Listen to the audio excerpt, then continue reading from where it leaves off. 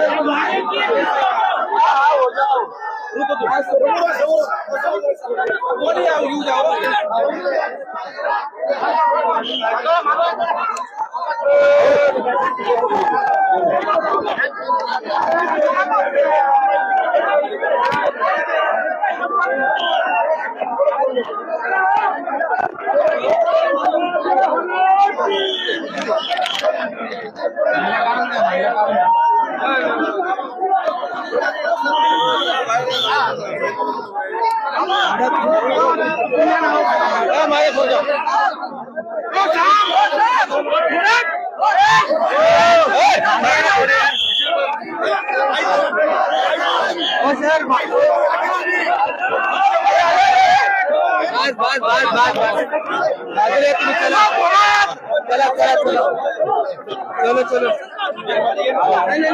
आता नाही गडबड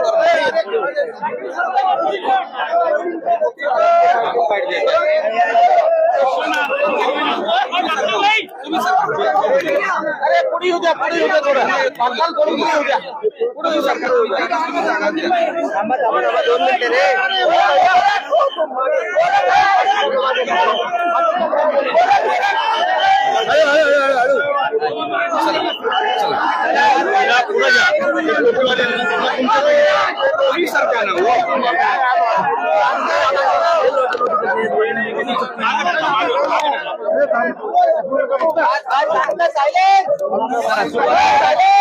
चला पाटील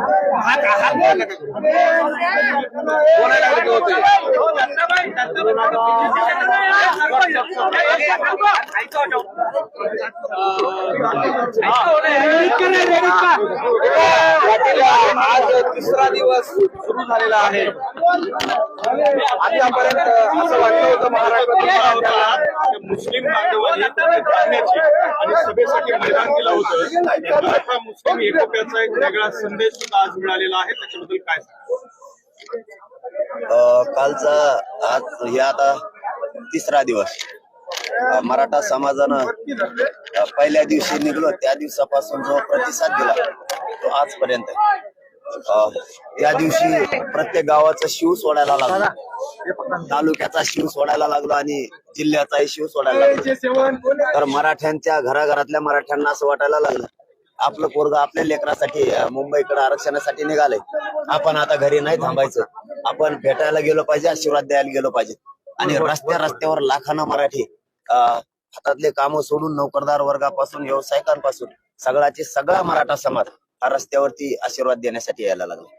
आपण दुसरं म्हणाला या काय मदरसा या ठिकाणी आपण सगळी ग्राउंडची त्याची व्यवस्था केली मुस्लिम बांधवांनी, कारण हे होणं आपण आवश्यक आहे। हे बघा हिंदू मुस्लिम हा एकोपा होणं सुद्धा आवश्यक आहे, कारण हे लोकशाहीचं राज्य आहे, हे संविधानाचं राज्य आहे। इथं एकमेकाला साथ देणं आवश्यक आहे। त्याच्या धर्माचा ज्याला त्याला स्वाभिमान असला पाहिजे। त्यांच्या धर्माचा त्यांना मुस्लिम धर्मात स्वाभिमान आहे, मला माझ्या हिंदू धर्माचा स्वाभिमान आहे। आपण दोघांमध्ये माणुसकी जिवंत आहे आणि एकमेकाला साथ द्यायचं ठरवल्याच्या नंतर कारण धर्म हा विषय वेगळा आहे आणि मागणी एखाद्या समुदायाला मागणं हा विषय एकदम वेगळा आहे.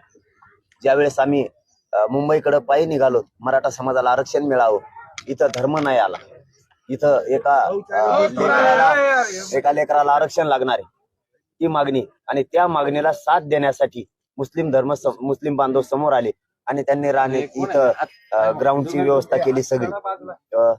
ते बघा, धर्म वेगळा. मी पुन्हा पुन्हा तेच सांगितलं की धर्म वेगळा, त्यांना त्यांच्या धर्माचा स्वाभिमान आहे, मला माझ्या धर्माचा स्वाभिमान नाही, आणि तो असलाच पाहिजे.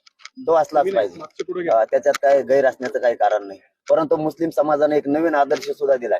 पहिल्यांदा मदारशावरती भगवे झेंडे, आणि अशा ठिकाणी राहायला छत्रपती शिवरायांच्या काळात झालं होतं. ज्या ठिकाणी भगवा झेंडा होता त्या ठिकाणी एक मुस्लिम माता माऊलींना कसलंच भय नव्हतं, संरक्षण होईल असं होतं. आता मदरशावरती भगवा झेंडा आणि तिथं मनोज जरांगे, समीकरण काय? त्यामुळं हे एकीचं रूप अनेक काही दिवसांना तुम्हाला याच ग्राउंडवर दिसेल कोण आहे. सांगत राहिले, सॉरी, या मदरशामध्ये खूप मी बघितलं की मुलं शिक्षणासाठीचे अनाथ मुलं आहेत, गरिबांचे मुलं, त्यांच्याकडे खूप चांगलं काम त्यांचं इथं आहे. आणि इथं ऍडमिशन देताना आयटीआयला असो किंवा कशाला असो, इथं मुस्लिमालाच नाही तर हिंदू धर्मांच्या मुलांना सुद्धा ऍडमिशन दिलेले आहेत, आणि ते मुलं सुद्धा मला आता भेटले. चांगलं कौतुकाचं काम त्यांचं चालू आहे. दुसरा प्रश्न असा आहे, दुसरा प्रश्न असा आहे पाटील, की तुम्ही आज जसं मदरशामध्ये थांबलात, सगळे मुस्लिम बांधव तुमच्या पाठीशी आहेत, मग तुम्ही पाठीमागे एकदा म्हणाला होता की मुस्लिम बांधवांना सुद्धा कसं आरक्षण मिळत नाही ते मी पाहतो, फक्त मला आधी माझा प्रश्न सोडवू द्या. म्हणजे साथ देणं. अगदी बरोबर आहे. त्यांनी साथ द्यावी म्हणून नाही, द्यावी किंवा नाही दिली तरी पण धनगर बांधवांच्या आरक्षणाचा प्रश्न सुद्धा म्हणलेला आहे. एकदा हा ज्वलंत मराठ्यांचा प्रश्न हे एकदा मिटू द्या. धनगर बांधवांना कसं आरक्षण देत नाही, मुस्लिम बांधवाला कसं देत नाही ते बी मी बघतो. काल मुख्यमंत्री असं म्हणाले की अडचण महाराष्ट्राची होऊ लागलेली आहे आणि तुम्ही माघार घ्यावं आणि तुमच्या ज्या मागण्या आहेत त्या मागण्यांसंदर्भात सरकार सकारात्मक पाऊल टाकले, काम करते. शिंदे साहेबांनाच माझी विनंती, आम्हाला राज्याला अडचण व्हावी असे वाटत नाही. अडचण सरकारकडून आणि प्रशासनाकडून व्हायला लागली. आमच्या नोंदी सापडलेल्या असताना तुम्ही देत नाही, तो डाटा देत नाही, त्यांच्या परिवाराला प्रमाणपत्र देत नाही, आणि सगळे सोयऱ्यांचे व्याख्यास आपण घेत नाही. शिंदे समितीनं सुद्धा कायमचं काम करून नोंदी सापडल्या पाहिजे. मराठवाड्यात नोंदी कमी सापडल्या, असे महाराष्ट्रातले बी बरेच जिल्हे आहेत की तिथं नोंदी पण कमी सापडल्या. मग जर एवढे 7 महिन्यापासून आदेश दिले असताना काम कसं होत नाही? आम्ही मुंबईला आम्हाला यायला हौस नाहीये, पण हे का कुठं व्हॉट्सअप फेसबुक वरती निरोप पाठवायचा विषय नाही. हा राज्यातल्या जनतेचा मोठा प्रश्न आहे आणि त्यांनी ओळखून घ्यावं. हा प्रश्न विचारला बरं झालं की त्यांनी ओळखून घ्यावं.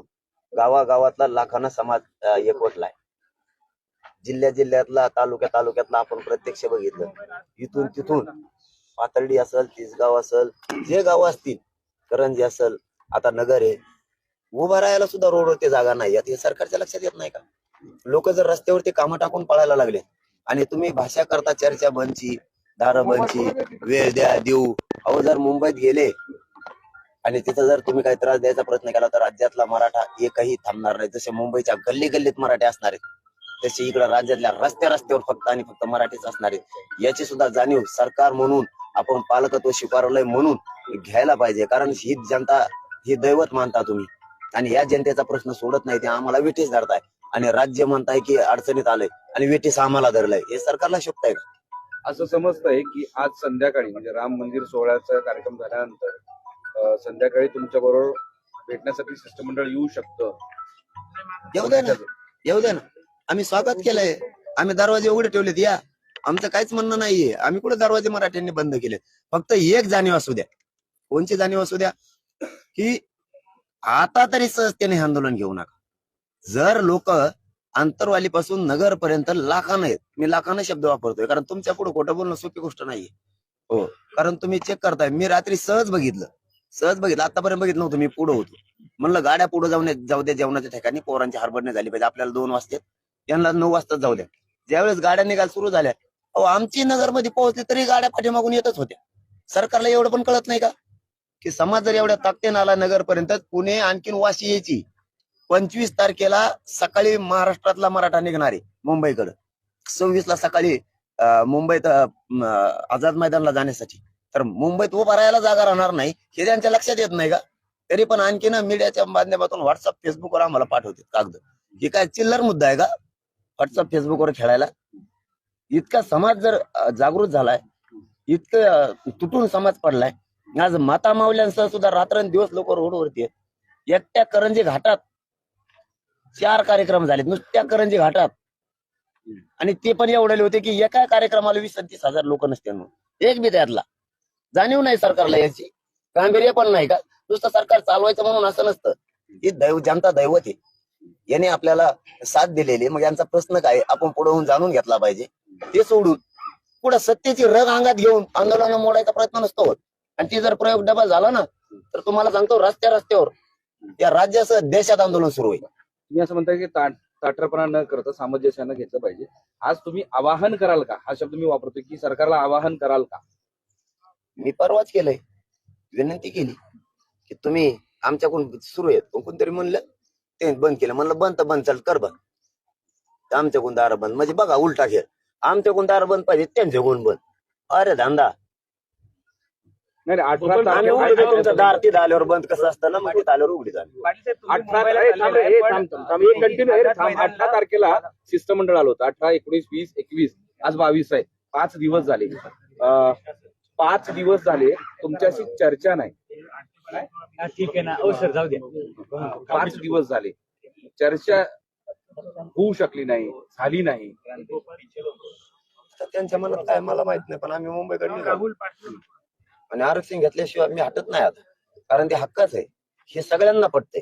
गोरगरीब मराठ्यांपासून श्रीमंत मराठ्यांपर्यंत, नोकरदार मराठ्यांपासून व्यावसायिक मराठ्यांपर्यंत सगळ्याला पटतंय. शेतकरी मराठ्यांपासून सगळ्यांना पटतंय. आपल्या नोंदी सापडल्या, सरकारला दिलं पाहिजे. सरकार महाराष्ट्रातल्या जनतेला मुद्दा मिळतेच धरायला लागलंय सत्तेच्या जीवावर. हे मराठ्यांच्या लक्षात आलं. सर, तुम्ही निघताय मुंबईकडे, पण अजून आझाद मैदानासाठी परवानगी दिलेली नाहीये, कुठली प्रोसिजर झाली नाही. कसं असणार आहे पुढचं नियोजन? कारण सरकारकडनं परवानगी मिळत नाही, पोलिसांकडनं परवानगी मिळत नाहीये. तुम्हाला मुंबईमध्ये रोखायचा कदाचित प्रयत्न सुद्धा होऊ शकतो. एक गोष्ट सगळ्यांना मान्य आहे आणि मान्य असायला पाहिजे. लोकशाहीला आणि कायद्याला धरून आम्ही अर्ज केले आणि आमरण उपोषणाला परवानगी देणार नाहीत. ही सगळ्यात मोठी सरकारची नाचक्की असणार आहे. मी नाही मिळाली तरी जाऊन बसणार आहे आणि मिळाले तरी जाऊन बसणार आहे. परंतु कायद्याचा आणि सरकारचा सन्मान आम्ही केलेला आहे अर्ज देऊन आमचा. आणि तुम्ही कायदा जर पायतोडी तुडवत असाल सत्तेच्या जोरावर, आणि परवानगी देण्याची सगळ्यात मोठी नाचक्की असणार आहे सरकारची, की परवानगी शांततेच्या आंदोलनाला दिली नाही. परवा सुद्धा अजित बबनराव तायवाडे असं म्हणाले की मनोज जरांगे पाटील यांच्या 15 वर्षाच्या मागण्या जातात, सरकार आपल्या पद्धतीने प्रयत्न करते, पण मनोज जरांगे पाटील यांच्या मागण्या बदलता ते अशक्य आहे. सरकार त्यांच्या पद्धतीनं प्रयत्न करते. ते सरकारमध्ये केव्हापासून गेले त्यांना काय माहिती. काल रात्रीच्या भाषणात तुम्ही छगन भुजबळांचं नाव न घेता एक आव्हान दिलेलं आहे की जर असं जर झालं तर मंडळ आयोगालाच आव्हान देणार. नाही मग तो कशाला म्हणतो बार की आम्ही कुणबीचे प्रमाणपत्र चॅलेंज करू? म्हणजे आमचे या भारत देशात कोणाच्याच शासकीय नोंदी सापडल्या, मराठ्याच्या सापडल्यात, आणि ते म्हणतो चॅलेंज करू. आमचं चॅलेंज करू तर तुमचा स्वीकारलेलाच नाहीये. आम्हाला गोरगरिबाचं आम्हाला पहिल्यापासून माहितीये, पण गोरगरीब ओबीसी बांधवाचं वाटलं नाही करायचं आम्हाला. इतकी नियत खराब आमची नाहीये. कोणाच्या लेकराचं वाटोळ करून आपल्याला मिळवायचं इतकी वाईट नियत आमची नाहीये. पण तुम्ही जर मग आता आमच्या लेकरांचे नरडे दाबणार असाल, आमचा नाविलाज. भुजबळांनी आता ओबीसीची अडचण करायला सुरुवात केली असं म्हणायचं. अरे ते पहिल्यापासूनच केली ना. ते काय माणूस आहे का? त्याचं मला इचारे जाऊच नका बरं.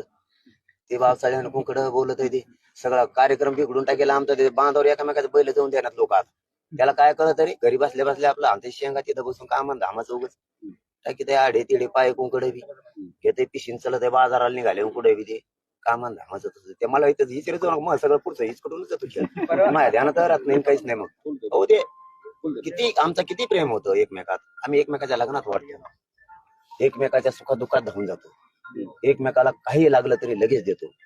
कुणाला गाडी नसली देतो, कुणाला मोटरसायकल नसेल, कुणाला बैल नसेल, कुणाला आऊत नसेल, कुणाला पाणी नसेल, इतकं एकमेकाच्या मदतीला जाऊन जातो. हे बावसाळ्याला मध्ये आल्यापासून येडपट आमचा सगळा खेळ पांगला एकमेकाचा. माहिती आहे का? थेट म्हणणं आहे का की मराठा आणि ओबीसी मध्ये वितुष्ट आणण्याचं काम छगन भुजबळांनी केलेलं आहे आणि करतायत? आणलं ना. गोरगरीब धनगर बांधव आणि गोरगरीब वंजारी बांधव यांचा आरक्षणाला धक्काच लागत नाही आमच्यामुळे. तरी पण त्यांनी काही म्हणतो आम्ही सगळे नाही, काही जणांच्या डोक्यात घुसलंच ना ते. त्यांनी सांगितलेलं पण सामान्याच्या लक्षात आलं की राजकारणी माणूस याच्या फायद्यासाठी उचलायला लागला. आपण कशामुळे संबंध खराब करायचे मराठ्यात आणि आपल्या गावखेड्यात, आणि गावखेड्यात आमचे संबंध चांगलेच आहेत आणि हे कायम राहणार आहेत आणि आम्ही ते टिकून ठेवणार आहे. किती वळवळ कर म्हणा तू. परवा अजितदादा बारामतीमध्ये बोलताना म्हणाले की संविधानिक पद्धत आहे, कायद्याने वेळ लागतो, तर मनोज जरांगेंनी सोडता थोडा वेळ द्यावा, थोडा धीराने घ्यावं. कोण म्हणलं? अजितदादा. मग आता धीर कशाला असतं मलाच कळा ना. त्यांना म्हणा एकदा या तरी, लांबून राहणार नुसतं एकदा या, दूध का दूध पाणी का पाणी करू. 7 महिन्यात तुम्ही एकदा आले बी नाही. बाकीचे बरेच येऊन दमलेत का तुम्हाला गाडी लागा ना, एसटी तिकीट काढून देतो आम्ही. या ना एकदा बोलू. मी म्हणजे आडमोड आड नाही बोलत त्यांना. एकदा या ना, समाजाच्या लेकरात आता कल्याण व्हायला लागले.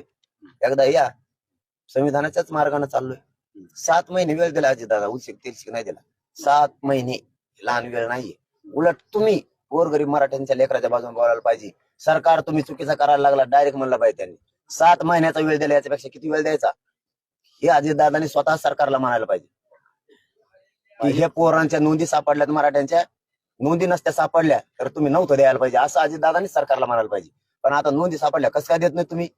जर अजित पवार आज आले भेटायला तर तुम्ही तयार आहात या म्हणून सांगताय त्यांना, कधी भेटायला तयार? अरे मी कोणाला भेटतोय? नाही, स्पेसिफिक अजित पवार यांचं नाव आरक्षण घेऊन आले तर गळ्यात उडी आणतो मी त्यांची. भेटायचंच काय, असा चिपकून बसतो की सुटतच नाही. नाही नाही, गेल्या आठवड्याभरापासून तुम्ही आणि त्यांच्या वक्तव्यात जरा असा विसंवाद दिसतो, म्हणजे जरा काहीतरी एकमेकांकडे खार खाऊन बघितलं असं का वाटतंय? कार काय ते कुठं महाबान थोड्या कामी त्यांचा वावर कब्जा केलाय, कोणचे वावर त्यांचे. ते मला मराठ्याच्या आरक्षणाच्या विरोधात बोललो ना, मग ते मराठ्याच नाही कोणाचं असं आपण सोडीतच नाही त्या. कारण मला जातीपेक्षा मोठं कोण नाही, मी कोणाला गिनीत बी नाही. त्यांना काय म्हणत गरज होती कारवाई करू.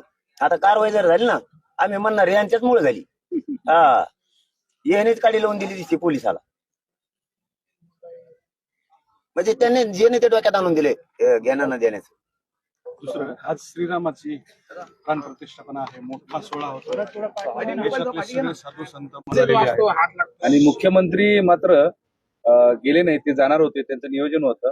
पण असं कळतंय, म्हणजे खरं काय खोटं माहित नाही, की या आरक्षणामुळे, या आंदोलनामुळं त्यांनी जाणं टाळलेलं आहे. आता आरक्षणाचं आंदोलन नगरमध्ये ते जायला किती दिवस लागते आणि आम्ही पै पै येतो, का सोपं आहे का? आणि आज आमचा हिंदुस्थानच्या नागरिकांचा, भारतवासियांचा आनंदाचा सोहळा आहे आज. आणि तो आनंद मनामनात आहे. आणि आम्ही फक्त जाऊ शकलो नाहीत की आमचा नियोजित हा कार्यक्रम 4.5-5 महिन्यापासून. परंतु देवाचं नामस्मरण आपण कुठून करू शकतो, कुठून पण. पूर्वी ग्रंथातच दिलेलं आहे की शेतात काम करतानाही नामस्मरण घेतल्यामुळे देवाला सुद्धा शेतात यावं लागलं होतं. तसं आम्ही उठलं की रामराम म्हणतो, उठलं कीच रामराम म्हणतो. आम्ही इकडे आनंद साजरा करणार आहेत आज. कुठं सोहळा साजरा? आता गेलं की नगरमध्ये, इथून तिथून रोहन सारखं. त्याला काय असं काय बांधलेच की इथं केलं की बस झालं. इथून तिथून आजचा दिवस उद्या जय श्रीराम आज दिवसभर. आणि मग नंतर जाणार नाही, एक मिनिट, एक लाख.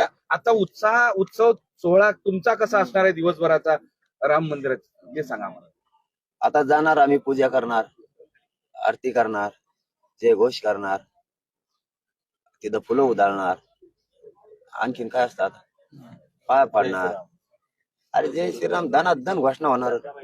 हे बघा, मी वेगळा तत्वाचा माणूस आहे. मी सगळ्याच धर्मांना मानणारा सुद्धा आहे आणि माणुसकी जिवंत ठेवणार आहे.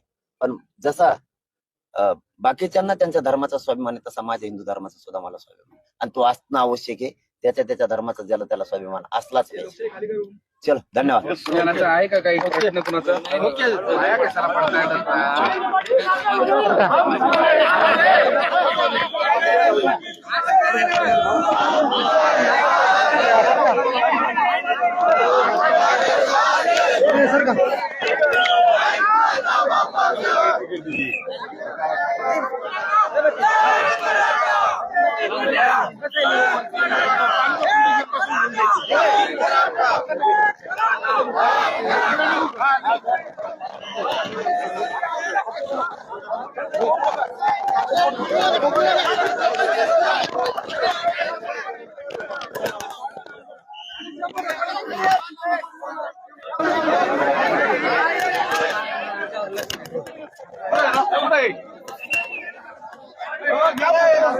रस्ता